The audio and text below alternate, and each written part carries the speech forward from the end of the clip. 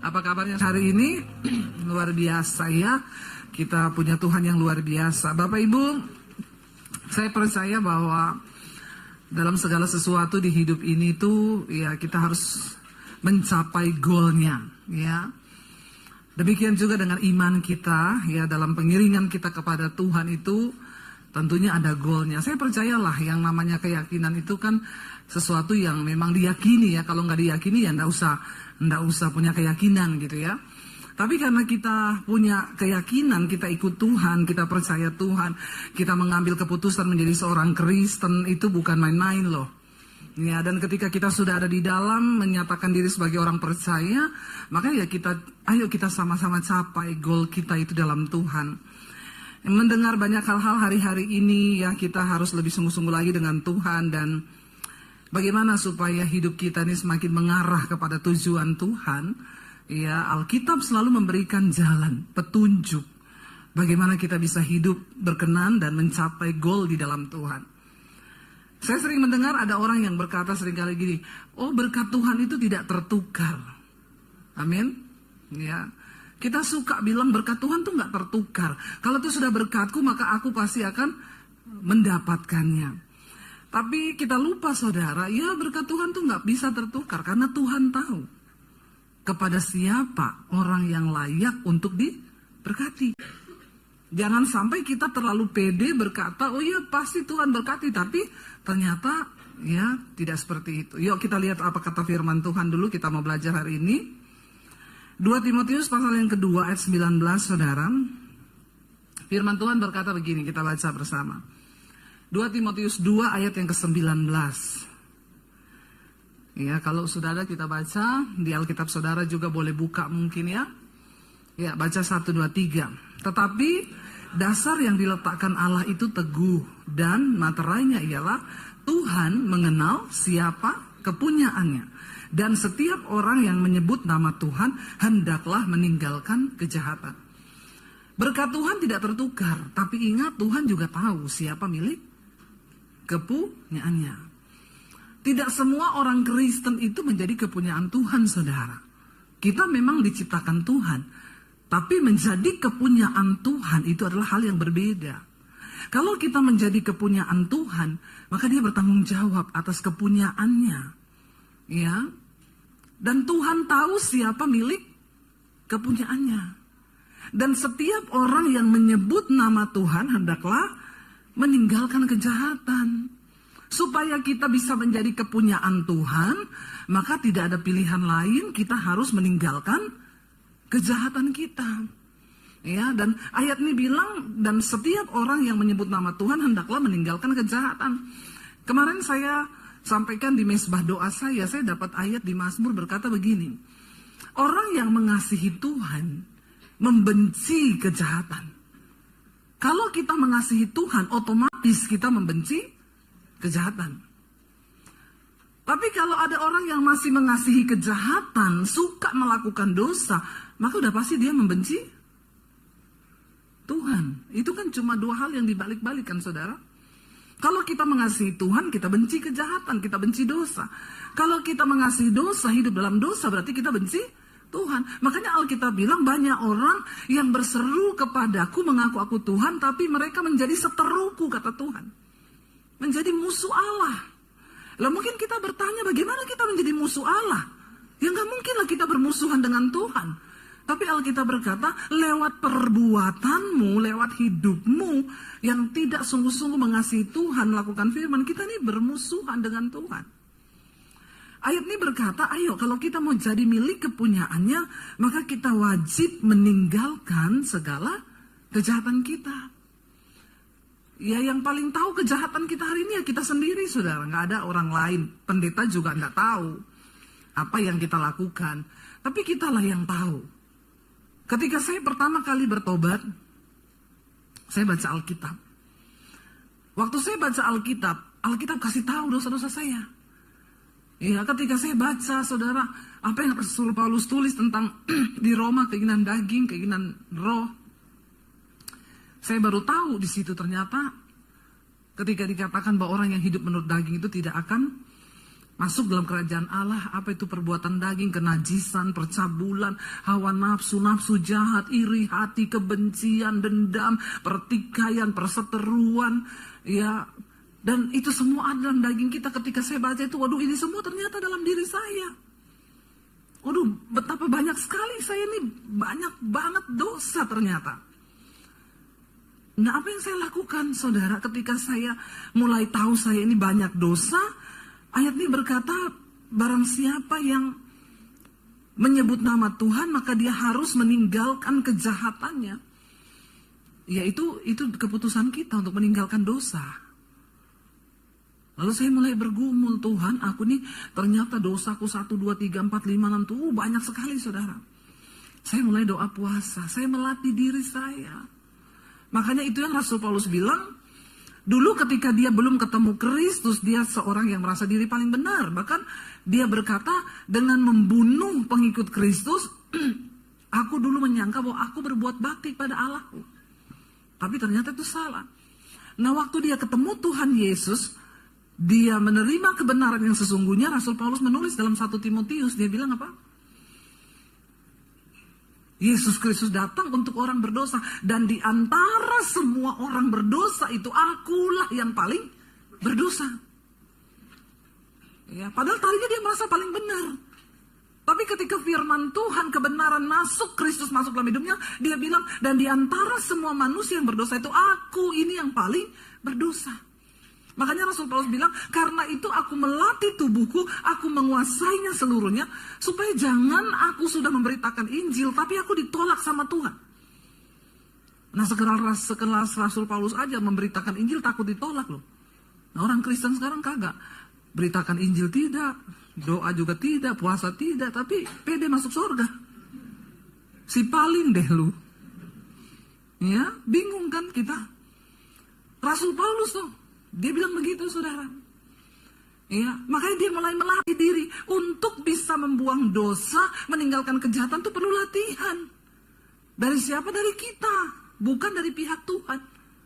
Kita yang harus melatih daging supaya kita menjadi orang yang berkemenangan di dalam Tuhan. Ya, itu nggak bisa datang dari siapa-siapa, harus niat dari hati kita. Lalu dikatakan di sana begini, saudara, ayat 20 kita baca bersama. Dalam rumah yang besar bukan hanya terdapat perabot dari emas dan tanah, ya. Bukan dalam rumah yang besar bukan hanya terdapat perabot dari emas dan perak, melainkan juga dari kayu dan tanah. Yang pertama dipakai untuk maksud yang mulia, yang terakhir untuk maksud yang kurang mulia. Emas dan perak dipakai untuk maksud yang mulia, dan yang terakhir kayu dan tanah untuk maksud yang kurang mulia. Alkitab mengumpamakan kita ini sebagai perabot, ya. Emas dan perak itu bicara tentang kemurnian. Ya, kemarin nih emas naik gila-gilaan, saudara. Bahkan tidak ada barang, ya. Semua berburu emas tiba-tiba. Ya, saat orang berburu emas saya diam aja. Karena diam itu diam aja, saudara, ya, diam terus, ya. Kalau jadi emas lama-lama. Kalau diam terus, ya. Terus, ya, kenapa emas dan perak disebut? Karena firman Tuhan bilang emas dan perak itu milikku, kata Tuhan. Emas dan perak itu milik Tuhan, saudara. Karena itu nggak bisa dibuat manusia. Itu Tuhan yang ciptakan. Semakin lama semakin habis, tapi yang pengen semakin banyak, ya. Dan untuk bisa mendapatkan emas murni sampai dia jadi antam begitu, saudara, itu ternyata tidak mudah. Saya ke Freeport. Ya, diundang pelayanan di Freeport, diajak masuk ke tambang, saudara. Saya lihat tuh pasir-pasir hitam, saya bilang, masnya mana? Itu, Bu. Kenapa mas hitam begitu? Ya, itu kan belum diolah. Itu masih pasirnya. Bayangan saya kan kuning gitu, ya, kita langsung lihat kuning. Enggak, ternyata. Dia bilang justru pasir yang banyak hitam itu banyak masnya, Bu. Nanti itu pasir disaring, diolah, nanti dibakar, dilelehkan. Di dalam suhu yang begitu panas, emas itu mulai mencair dan terpisah antara emas murni dengan kotoran-kotoran. Menjadi perabot emas itu tidak gampang dan tidak enak, saudara. Tapi itu dicari Tuhan, loh. Kita ada di tengah zaman yang semakin tidak pasti. Ya, dan rasanya nggak ada yang bisa jamin kepastian di hidup kita. apa yang harus kita lakukan? Jangan stres. Memang Alkitab harus digenapi bahwa di akhir zaman akan datang masa yang sukar. Itu nggak bisa dirubah. Saudara mau doakan ini dunia semakin baik, kagak bisa. Mau didoakan seperti apa saudara puasa? Nggak bisa, karena Alkitab sudah tulis memang di akhir zaman akan datang masa yang sukar. Nanti mulai terjadi krisis, terjadi ini, itu sudah ditulis. Tapi Alkitab menjamin satu hal, akan ada perbedaan antara orang yang sungguh-sungguh mencari Tuhan dengan yang tidak. Untuk semua usaha itu ada upah, saudara. Ya, ada upah. Nggak mungkin biasa-biasa toh, itu nggak mungkin. Kalau saudara jadi Kristen yang berbeda, itu juga Tuhan tahu kok. Makanya ayat tadi bilang Tuhan tahu siapa milik kepunyaannya. Kita nggak usah mau berkoar-koar, mau sok rohani ya toh, kesandung sendiri. Haleluya, rohani sekali kau. Ya, biar cuma kucing jahat lewat, oh Bapa darah Yesus, udah kayak ya bener-bener penghuni surga, si paling itu. Ya, perkara rohani itu nggak terlihat dari kata-kata kita yang sok rohani begitu. Tuhan menilai hidup kita. Ya, dan itu tanggung jawab pribadi kita, dan itu adalah urusan pribadi kita dengan Tuhan. Pendeta nggak bisa paksa saudara, orang tua nggak bisa paksa, ya itu keputusanmu. Di dunia yang semakin tidak menentu ini, saudara, kemarin saya baca Jepang membuat robot pengganti dokter untuk operasi, AI. Lebih pintar sekarang AI. Nah, dokter-dokter nih mulai ketar-ketir ini karena banyak yang mulai diganti dengan robot, saudara. AI bisa mendeteksi kanker dalam waktu hanya berapa jam. Ya, saya baca tuh, AI bisa operasi ini. AI kemarin saya operasi batu ginjal. Ya, ibu mau pilih BPJS atau AI? BPJS dibelah, AI tidak ada luka. Ya, tapi harganya juga AI. AE gitu ya. Tapi canggih, saudara, benar-benar canggih. Ya, makanya saya 3 hari habis operasi ke Israel saya. Orang bingung, ibu habis operasi batu ginjal? Iya. Ya, terus ibu kok bisa AI? Ya toh, AI, saudara. Dokternya cuma kendalikan dari komputer aja. Tapi yang saya lihat kemarin itu dokter itu robot AI di Jepang di depan meja operasi loh. Ke depan semua akan mulai digantikan oleh AI, oleh robot. Ya. Bahkan istri-istri kalau kau tidak becus sekarang robot di Jepang. Banyak sekarang pria-pria Jepang nikah sama robot. Ya, ada seorang pria dia udah 5 kali cerai.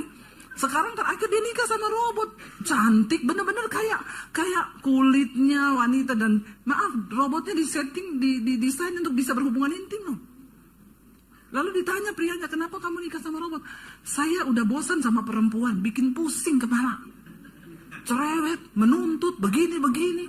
Enak sama robot, nggak bisa ngomong. Dalam hati saya, belum aja kau lagi berhubungan robotnya korslet. Mati kau, kesetrum kau. Sakit jiwa ya. Ya, tapi ini terjadi, saudara. Ini perkembangan zaman. Ya. Sekarang ada yang bilang, Bu, pendeta juga ya di beberapa gereja di luar negeri yang kota sudah AI. Sekarang dokter ketar-ketir, pendeta ketar-ketir, yang pengangguran ini pada nggak ketar-ketir memang. Cari Tuhan kagak, hidup kudus kagak, santai aja lo dengan hidupmu. Si paling bertobat lo. Lo bener, lo Alkitab janji.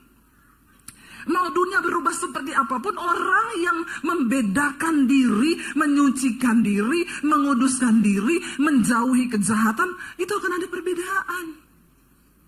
Kenapa kita harus sungguh-sungguh mencari Tuhan, meninggalkan semua kejahatan, supaya kita menjadi milik kepunyaannya.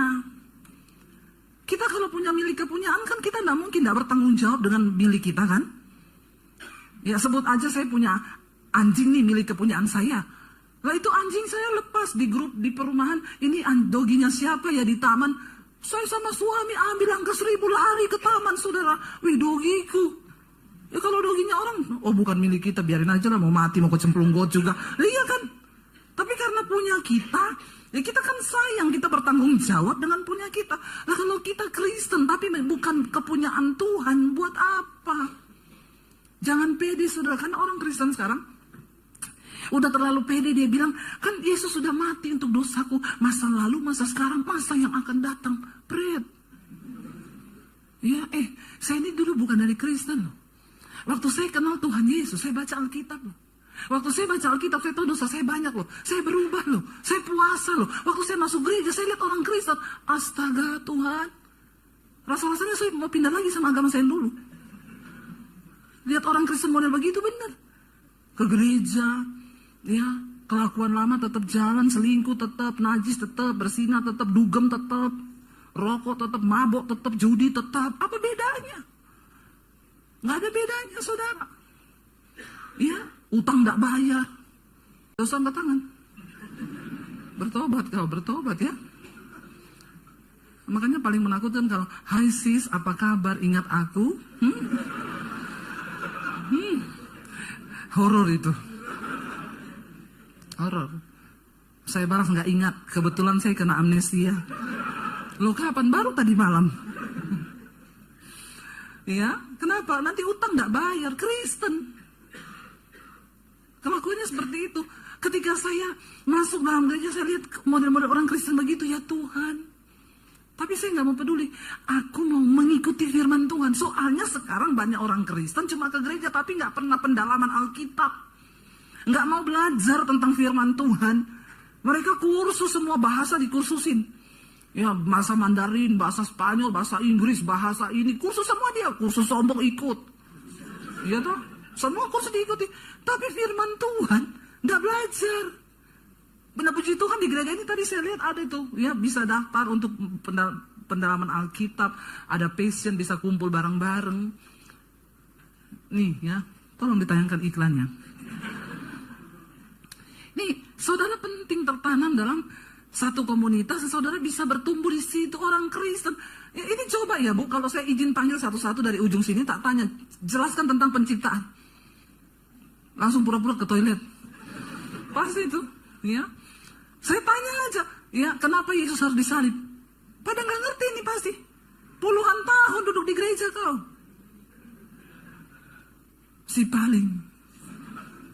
Ya, benar nggak saudara? Padahal Alkitab bilang, kamu harus siap sedia memberikan pertanggungan jawab tentang imanmu kepada orang lain. Terutama kepada mereka yang meminta pertanggungan jawab tentang iman itu. Tapi Kristen sekarang dangkal minta ampun. Makanya ketika ketemu jodoh, disuruh pindah agama lain, dah ada Tuhan Yesus. Saya sih sudah gak heran gitu kalau saya bilang Kristen ilegal. Namanya belum tercatat dalam kerajaan Allah. Belum menjadi kepunyaan Tuhan. Ya, makanya kalau orang tanya, itu gimana Bu? Pindah agama loh karena mau menikah. Biarin aja, masih ilegal. Belum ada juga namanya tercatat kok. Jadi sama aja tuh, gak masuk hitungan. Hati-hati loh saudara.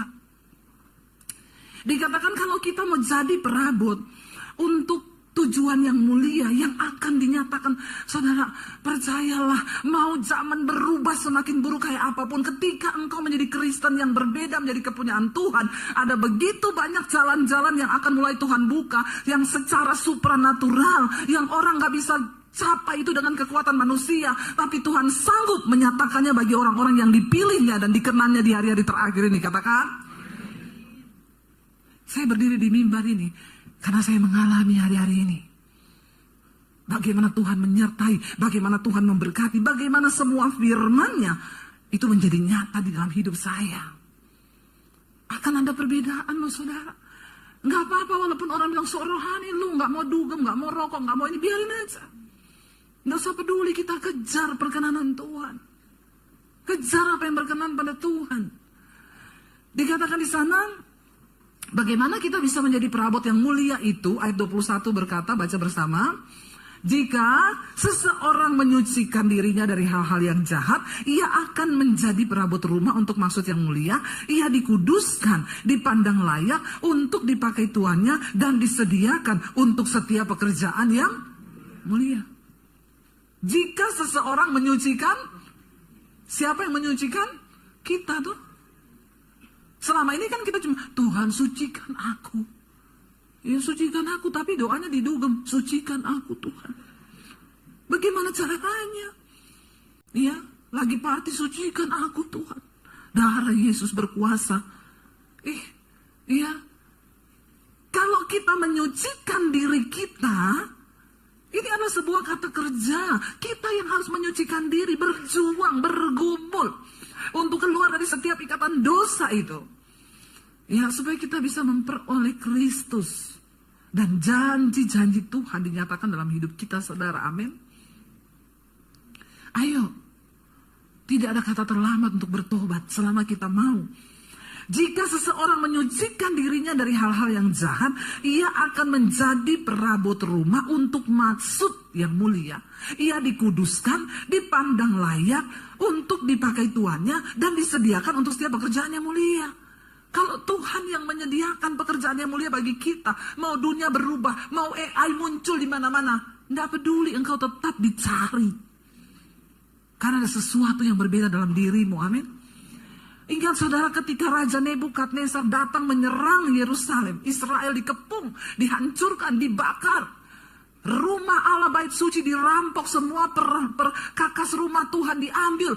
Emas peraknya dibawa, dipindahkan ke rumah dewanya di Babel. Dihancurkan, diluluhlantahkan.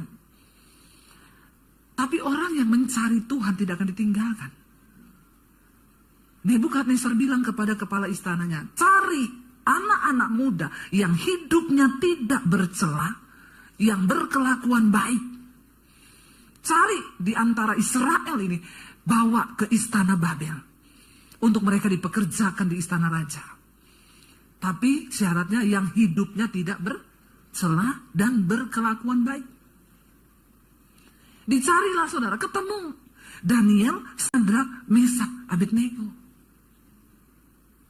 Waktu engkau hidup dengan nilai kebenaran firman Tuhan, Tuhan itu tahu meluputkan engkau. Sementara anak muda yang lainnya nggak tahu entah kemana ketika Yerusalem dihancurkan. Rumah mereka dibakar, semuanya hilang lenyap. Tapi orang yang dikenan Tuhan, dicari sama Tuhan. Ketemu Daniel, Sadrak, Mesak, dan Abednego. Dibawa ke istana Raja Babel. Untuk dipekerjakan di istana. Dan dikasih jabatan. Bukan menjadi budak. Mereka dibawa, waktu dibawa. Mereka harus makan santapan raja dan wine-nya raja, anggur, minumannya raja. Tapi mereka bilang, kami tidak akan menajiskan diri dengan apapun yang menjadi makanan dan minuman raja. Coba kalau Gen Z zaman now dikasih begitu. Selfie dia pegang wine-nya raja. Di-upload, ya. Wine-nya Nebukadnezar. Ditaruh di hashtag, di tandanya. Istana Raja Nebukadnezar Babel. Bangga ya. Berdosa bangga orang sekarang. Malam party dugem, minggu ke gereja. Tulisannya seimbangkan hidup. Ya, untuk cuci dosa di gereja, cuci dosa. Dia pikir tadi malam dugem, hari ini ya minum darah Yesus. Ya, biar suci lagi. Baru besok kau main-main lagi dengan dosa. Belum aja dihukum Tuhan kau. Ya maaf ya, saya bicara keras saudara ya. Siapa suruh diundang juga Ibu Gembala. Karena memang firman yang begini harus kau dengar akhir zaman. Gak bisa main-main, surga itu terlalu mulia. Terlalu mulia. Gak bisa orang sembarangan ke surga. Kau masuk ke istana presiden aja hari ini kau gak diterima kok, bener gak? Diterima kau? Gak ada. Ditanya kau siapa? Kagak dikenal. Iya, gak bisa. Itu cuma istana presiden, apalagi surga. Itu lebih mulia dari istana presiden. Kalau kita nggak menyiapkan diri untuk ke sana, nggak bisa saudara. Ada syarat, ketentuannya berlaku. Ya, dikatakan kita, jika seorang menyucikan dirinya dari hal-hal yang jahat, ia akan menjadi perabot rumah untuk maksud yang mulia, dikuduskan, dipandang layak, untuk dipakai tuannya dan disediakan untuk setiap pekerjaan yang mulia. Untuk menjadi umat kepunyaan Tuhan, ada usaha dari kita menyucikan diri. Ya, bukan cuma diam-diam aja Yesus sudah mati. Memang Yesus mati untuk kita. Tapi bukan berarti kita sengaja bikin dosa. Ya, waktu saya pertama kali bertobat, saya nggak langsung pengen, saya mau pelayanan, biar langsung naik mimbar. Kagak ada, nggak kepikiran saya. Saya bisa hari ini jadi hamba Tuhan, nggak pernah saya pikirin. Nggak pernah saya usahakan. Apa yang saya dapatkan hari ini tidak pernah saya usahakan. Semua karena Tuhan. Waktu dia anggap kita layak, dia yang buka jalan. Dia yang angkat. Ya, saya tidak punya peralatan yang bagus, saya tidak punya, ya orang tanya, Bu, Ibu tuh kalau live di YouTube ya setiap hari, pagi malam yang nonton puluhan ribu, setiap malam 50.000, setiap pagi 75.000, tiap hari. Itu Ibu bagaimana? Saya nggak pernah iklan. Saya nggak punya peralatan ratusan juta atau miliar, nggak. Kadang kalau kemarin ke luar kota cuma syuting pakai handphone. Ya, suami saya sudah duduk situ siap-siap, ya siap. Ya, mic-nya pakai iPhone, direkam, kirim, diupload. Nggak ada alat yang mahal, mewah, tidak ada sistem marketing apapun yang saya pakai, tidak ada, semua Tuhan. Semua Tuhan, itu loh yang saya maksud. Ya, sampai orang tuh bingung. Ya, teman saya pendeta, dia punya peralatan ratusan juta, dia bilang, Bu, saya tuh bingung ya. Saya peralatan saya dicanggih, bukan gini, Bu, saya syuting yang nonton 200. Ya, itu saya bingung, Ibu tuh, ya itu namanya perkenanan Tuhan. Ya, saya nggak pernah kirim di WA, ya, Bugem tolong di like, subscribe, di share, kagak. Ya, sampai akhirnya diblokir tuh nomor kita nanti. Karena ya bikin channel, saya bikin channel, tapi kalau sampai kau diblokir juga kan kasihan ya. Nggak usah angkat-angkat 10 menit itu. Ini sudah jam terakhir juga. Kau angkat 10 menit, saya juga lihat itu ya, 10 menit itu ya. Tinggal 10 menit itu ya. Nggak usah kau mengintimidasi saya. Ya, 10 menit. Nanti kalau saya pura-pura nggak lihat, dia jalan begini. Kayak petinju ya. Dikasih waktu. Aduh, haleluya. Sampai di mana tadi tuh? Iya saudara, bukan karena kekuatan kita. Di dunia ini ada hal-hal yang bisa terjadi hanya dengan cara supranatural. Dan itu Tuhan. Kenapa kita harus selalu mencari perkenanan Tuhan? Diberkatilah orang yang mengandalkan Tuhan. Saudara mau beli rumah, mau cari kerja, cari jodoh, doa. Biar kau sudah terlanjur cinta, doa, amin. Ya, supaya jangan bodoh juga. Supaya jangan, akhirnya kau masuk dalam jebakan setan, hidupmu hancur, masa depanmu hancur. Bilang, Tuhan, aku memang cinta sama dia. Tapi kalau ini bukan dari Tuhan, putus dalam nama Yesus. Berani berdoa begitu? Enggak. Ampuni dia. Tadi sudah wow loh padahal. Dia juga yang bilang enggak. Aduh Tuhan, abis ini konseling ya. Catat nomor saya di sini. Mati-mati hidup ini berarti. Ya, jangan bilang enggak, karena rencana Tuhan tuh yang terbaik. Yang kita pikir baik belum tentu baik. Ya. Kalau orang dulu kan ada lagunya itu ya. Biar ku makan hanya sehari sekali, asam lambung kau. Lagu kayak gitu dinyanyikan. Biar ku tidur beralas kain jerami. Goblok nggak? Ya, masuk angin sakit TBC. Ada orang nyanyi lagu begitu. Ya. Jangan sampai cinta membutakanmu. Diberkati orang yang mengandalkan Tuhan. Akuilah Tuhan dalam segala lakumu, maka dia akan meluruskan jalan. Yang menurut kau baik, kaya, tampan, belum tentu itu jodoh yang terbaik. Ya, tapi orang sekarang kan sudah dibius kan, selain donatur, dilarang mengatur. Tercium bau-bau kemiskinanmu. Pret. Ya, aroma-aroma kemiskinan. Jangan fokusmu sama uang. Karena bukan uang yang menjamin kebahagiaan. Tapi di gerbang tol tulisannya saldo kurang menyebabkan kemacetan sih. Makanya andalkan Tuhan. Jangan pakai pikiran kita. Ya, saya dengan suami saya dulu, kita bukan mulai dari nol, dari minus. Tapi kami jalani bersama Tuhan. Ya, makanya anak saya bilang, Mam, berarti kita boleh dong, kan mami sama papi dulu juga naik motor, pacaran ya, terus nikah, nggak punya apa-apa. Saya bilang, silakan, yang penting imanmu bisa. Kalau imanmu bisa, silakan, bagus, diproses Tuhan malah. Mami nggak suruh kamu cari jodoh orang kaya, ngapain juga kaya kalau nggak takut Tuhan, menderita. Tapi anak muda sekarang bilang, mending nangis di atas Mercy daripada nangis di atas beca. Ngapain lu mau naik Mercy nangis? Kalau saya mau tertawa di atas Mercy, amen? Goblok banget sih lu nangis di atas Mercy. Biar Mercy kalau nangis ngapain? Iya, sakit hati, percuma. Saya bilang, ya kalau imanmu nyampe, kau mau bergumul dengan Tuhan, kau andalkan Tuhan, silakan. Ya, kepahitan itu yang bawa waktu itu. Mau kemana?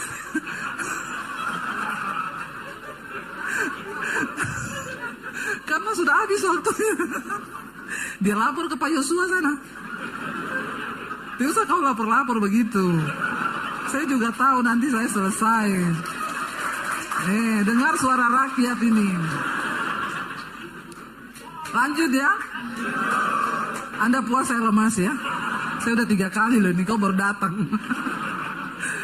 Haleluya saudara ya. Iya, jadi ya ayo kita berjuang bersama Tuhan supaya hidup kita ini menjadi perabot yang mulia.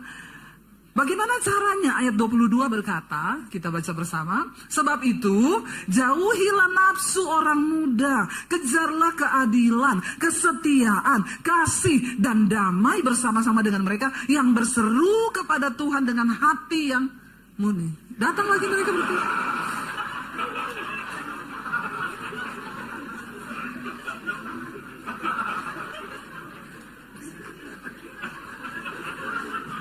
Kita kuat-kuatan saja ya. Biarin kita lihat dia tahan berdiri berapa lama. Orang itu boyo tunggu saya panggil. Ini juga udah jam terakhir. Nggak ada batasan gedung ini sampai jam berapa kan Bugem? Ada batasan nggak sampai jam berapa? Mau pada pengen cepet pulang ini. Lanjut ya. Biarkan saja. Anggap gak ada orang di sini. Dikatakan jauhi nafsu orang muda, kejar keadilan, kesetiaan. Ya, jauhi nafsu orang muda. Orang muda itu memang nafsunya tinggi, saudara. Ya, tidak terkendali kadang-kadang. Jangankan yang muda, tua-tua aja berjiwa muda ini banyak ini. Udah tua berjiwa muda bertobat loh. Ya, maunya sama yang muda-muda nih bapak-bapak ini. Tapi bertobat ya bapak-bapak ya. Jangan kau suka-suka gadis muda itu ya. Ingat umur bapak-bapak. Ya, kau kalau masih sehat mungkin bisa jadi sugar daddy. Tapi kalau udah tua kau kena diabetes jadi daddy sugar kau. Ya, bapak-bapak diabetes. Nanti yang rawat istrimu dan anakmu. Jadi jangan kau sakiti hati istrimu dan anakmu. Ya, takutnya kau tua sakit-sakitan dikasih sianida kau. Selesai loh. Jangan, jauhi nafsu orang muda, kejar keadilan, kesetiaan, kasih, dan damai. Bersama-sama dengan mereka yang berseru kepada Tuhan dengan hati yang nurani, yang murni. Artinya apa? Tinggal dalam satu komunitas yang sehat. Dalam komunitas yang benar. Kau nggak bisa keluar dari dosa kalau kau tetap di komunitas yang salah. Dikatakan supaya, karena itu semua menimbulkan pertengkaran. Sedangkan seorang hamba Tuhan itu nggak boleh bertengkar. Siapa hamba Tuhan? Saudara dan saya, hamba Tuhan itu bukan pendeta. Hamba Tuhan adalah orang yang tunduk kepada Tuhan. Itu hamba Tuhan. Orang yang tunduk sama Tuhan. Pendeta pun belum tentu hamba Tuhan. Kalau dia nggak tunduk sama firman, dia bukan hamba Tuhan. Walaupun dia pendeta. Tapi saudara walaupun jemaat, kalau saudara tunduk sama Tuhan, saudara adalah hamba Tuhan. Bilang kanan kirimu, kau hamba Tuhan loh. Ya, dikatakan di sana, sedangkan seorang hamba Tuhan tidak boleh bertengkar, tapi harus ramah seorang terhadap yang lain, dan dengan lemah lembut dapat menuntun orang yang suka melawan. Sebab mungkin Tuhan memberi kesempatan kepada mereka untuk bertobat. Kita ini layani orang, saudara. Itu aja masih mudah-mudahan Tuhan masih beri dia kesempatan untuk tobat loh. Karena ada orang yang memang sudah ditakdirkan untuk binasa. Saking keras kepala, nggak mau tobat, orang itu ditentukan untuk binasa. Tapi Tuhan bilang layani aja. Kalau ada orang yang gak mau nurut, gak mau taat sama firman, layani aja. Siapa tahu dikatakan apa? Tuhan, sebab mungkin Tuhan memberikan kesempatan kepada mereka untuk bertobat dan memimpin mereka sehingga mereka mengenal kebenaran. 26, dan dengan demikian mereka menjadi sadar kembali karena terlepas dari jerat iblis yang telah mengikat mereka pada kehendaknya. Ada orang ditentukan untuk binasa karena diikat oleh iblis untuk tunduk pada kehendak iblis. Hati-hati. Kunci supaya kita mengalami perubahan, menyucikan diri, datang sama Tuhan, buka hati dan bilang, ini aku Tuhan. Kalau kau ada dosa hari ini, akui dosamu. Supaya Tuhan ampuni, Tuhan beri kekuatan untuk kita ini hidup menjadi umat kepunyaannya. Kenapa? Mau dunia berubah sehebat apapun, orang yang menjadi kepunyaan Tuhan, engkau aman dalam perlindungan Tuhan. Amin. Bangkit berdiri bersama. Terima kasih Tuhan. Kami bawa hati kami hari ini, hidup kami, Tuhan yang tahu. Setiap kami pribadi lepas pribadi, Engkau tahu Tuhan. Engkau tahu. Engkau yang lebih tahu kami daripada diri kami sendiri. Tuhan yang lebih tahu. Kami tidak perlu ngomong dosa kami apa, tapi Tuhan tahu. Dan sore ini kami terbuka di hadapan Tuhan. Engkau menilik kami Bapa. Engkau menilik setiap kami ya Tuhan. Darah-Mu yang sudah tercurah menyucikan dosa kami. Darah-Mu yang sudah tercurah menebus kami. Kami tidak ingin main-main Tuhan dengan kasih karunia Tuhan. Di hari-hari terakhir ini persiapkan kami jadi umat kepunyaan Tuhan. Umat Tuhan yang layak. Terima kasih Bapa. Kami mengucap syukur buat siang hari ini, buat kebenaran firman-Mu yang berikan kami kekuatan. Mari buka hati dan tangan-Mu saudara. Terimalah kiranya berkat dari Allah Bapa, cinta kasih Tuhan Yesus Kristus, penyertaan Allah Roh Kudus menyertai hidup-Mu mulai hari ini. Bahkan sampai kali yang kedua Tuhan Yesus datang menjemput kita semua. Nama kita tercatat di dalam kitab kehidupan. Dalam nama Tuhan Yesus Kristus yang percaya diberkati Tuhan, mari katakan bersama, amin, amin.